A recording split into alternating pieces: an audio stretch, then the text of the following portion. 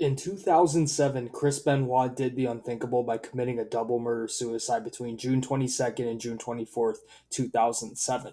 However, this topic has been discussed a lot, so I'll save you the details and focus, hopefully, on a more positive outlook.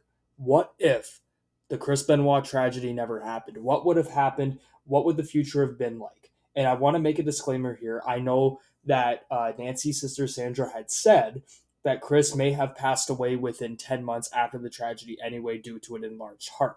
But in this video, that's going to be overlooked. We're going to look at what Chris Benoit's career would have been like had it continued past the tragedy and the tragedy never occurred. So let's get on with it and let's go and see what it's like to enter a DeLorean.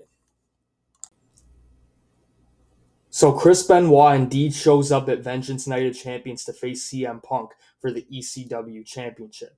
The dream match more than delivers with the two putting on a match of the year candidate, with Benoit capturing the title.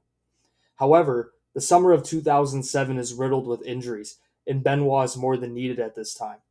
Edge relinquishes the World Heavyweight title, just like he did in real life, and Benoit now is called to save the day. In the Battle Royal that the Great Khali originally won, Benoit appears on SmackDown to win that Battle Royal in the World Heavyweight Championship a la Kurt Angle 2006. This makes the Rabid Wolverine a dual champion. And this decision is made because the WWE wants to get eyes on the ECW product.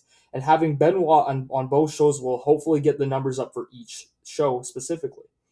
At the Great American Bash, Benoit successfully defends the ECW belt against John Morrison while defeating Batista and Kane later in a triple threat to retain the title. Benoit barely gets by in this main event. At SummerSlam, Benoit has to compete in two blockbuster matches. In the opener, he defeats CM Punk to retain the ECW title. Then he barely gets by Batista to retain the World Heavyweight title with a roll up. Around this time, Triple H and Rey Mysterio return, so the pressure is off Benoit a bit. At Unforgiven, Benoit puts over CM Punk for the ECW title, yet he manages to keep the World Heavyweight title in yet another triple threat featuring Batista and Rey Mysterio. As for Benoit's time on ECW, he and CM Punk exchange appearances on both ECW TV and on SmackDown to keep eyes on that ECW product that WWE is trying to get over. At No Mercy, Benoit finally drops the World Heavyweight title to Batista and teams with Team Triple H at Survivor Series in the original match that occurred.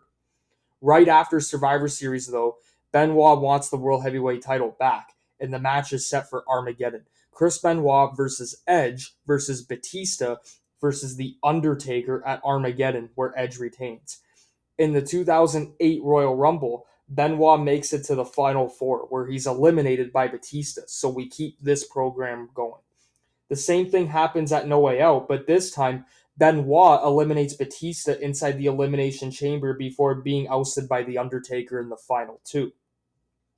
For WrestleMania 24, Batista beats Benoit in a marquee singles match, which ends their feud. And this feud is really just about who's the top dog on SmackDown, as it was when Undertaker and Edge were injured. Benoit and Batista finally conclude that program. Following his match with Batista at WrestleMania 24, Benoit takes a bit of a break to heal up since 2007 was a long year for him because he was a dual champion and sometimes had to compete twice on pay per view, which means also you would have limited his TV matches to just segments so you don't burn him out. So in the meantime, he takes a bit of the summer off to heal up, but right before SummerSlam, Benoit returns to challenge Triple H for the WWE Championship. Benoit claims that the WWE title is the only belt he's never won, and he will go to any lengths necessary to capture the title. And it also must be noted that Benoit does say that he has defeated Triple H before, but for the World Heavyweight Championship, and now he's going to beat him for the WWE Championship. After a great match, Triple H pins Benoit with a pedigree, but Benoit would capture the title in the championship scramble at Unforgiven. It would be a short reign, though, as Benoit would retain the title against Jeff Hardy at No Mercy, but lose it to Triple H again at Cyber Sunday. So, in essence, at SummerSlam, Chris Benoit replaces the Great Khali in the WWE Championship match against Triple H. For Survivor Series, Benoit, Triple H, and Jeff Hardy would compete for the WWE title, and Vicky Guerrero would still send Edge out there to steal the title itself. This would set up yet another fatal four-way at Unforgiven for the second year in a row, except this time Jeff Hardy would still win the WWE title. So in real life, it was Triple H versus Edge versus Jeff Hardy. This time you add Benoit in since he's a top dog on the SmackDown roster. In the 2009 Royal Rumble, Benoit would rekindle a feud with Chris Jericho from Raw. In the Rumble, Benoit would eliminate Jericho, who goes off the rails and eliminates Benoit in retaliation, leaving him a bloody mess. A few weeks later, Benoit would appear on Raw, attacking Jericho and participating in the WWE Championship Elimination Chamber match at No Way Out. At WrestleMania 25, though, Jericho cheats to beat Benoit, but the Rabid Wolverine would ultimately gain payback at Backlash. Then, at Judgment Day, Benoit would challenge Rey and Jericho for the Intercontinental title, but would come up just short in doing so. Following this, Benoit would also take a couple of months off to kind of heal up again because Benoit would be around 42 years old at this time and would be riddled with minor injuries. So he takes a little bit of time off again, just for a couple months this time. It wouldn't be like 2008 where he takes 4 or 5 months off, just maybe, a month or two. And then at SummerSlam 2009, CM Punk still defeats Jeff Hardy, but instead of The Undertaker returning first, Benoit appears to confront Punk. Then The Undertaker appears to stare both of them down to end SummerSlam. CM Punk has two new challengers awaiting since Jeff Hardy still unfortunately leaves the WWE shortly thereafter. At breaking point, CM Punk would barely manage to squeak by as Benoit would get tombstone by The Undertaker and Punk would deck the dead man in the back of the head to get him out of the equation to pin Benoit to retain. At Hell in a Cell, Undertaker would still face Punk, and Benoit this time would face the upstart Dolph Ziggler. The two would have a great match with Benoit scoring the win.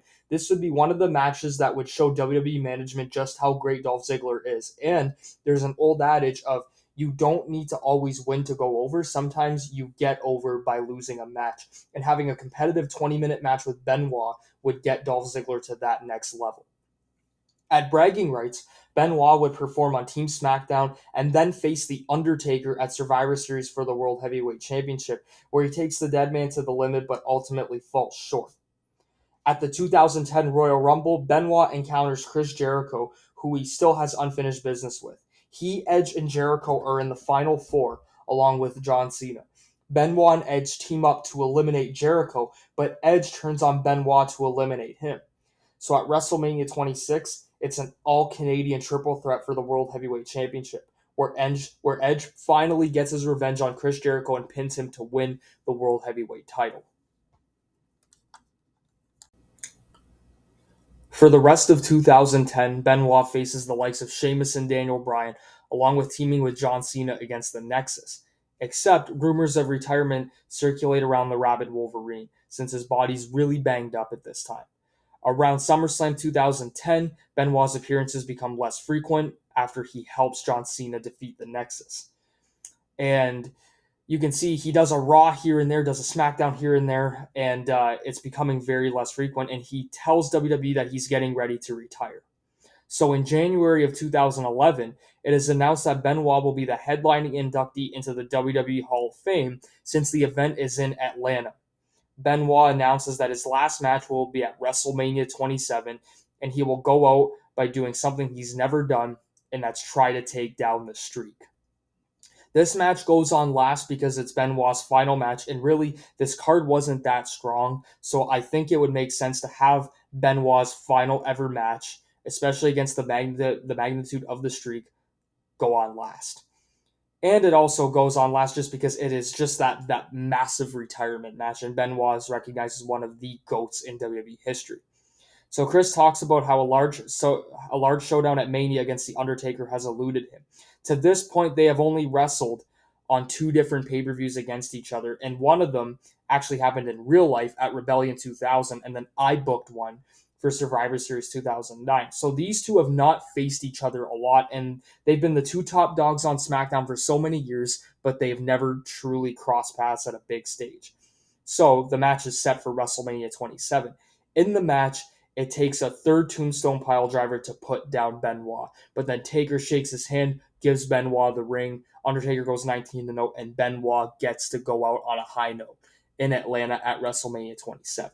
So this is how Benoit's retirement ends, and he goes out in a blaze of glory, WWE Hall of Famer, and he can stick around WWE to be a trainer, or he can just ride off into the sunset with a great career. That's originally how I had this going down.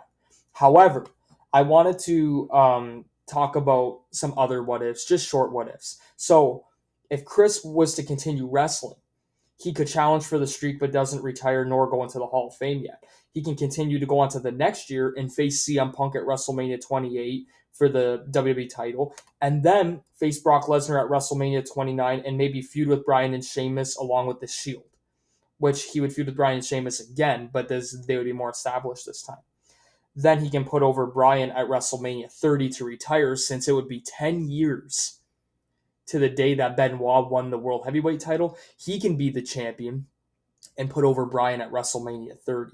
You could do that, or if you really want to get into the DeLorean, if Eddie Guerrero never passed away, you could have Eddie Guerrero versus Chris Benoit at WrestleMania 30 in a double retirement, 10 years to when both of them had their coronation at WrestleMania 20.